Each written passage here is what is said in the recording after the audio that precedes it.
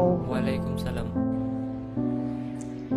Do not be the reason for our loved ones to be infected. Be patient, keep up the fighting spirit, and take all necessary precautions, because with every responsible step, we will keep our mosque safe and clean from this virus.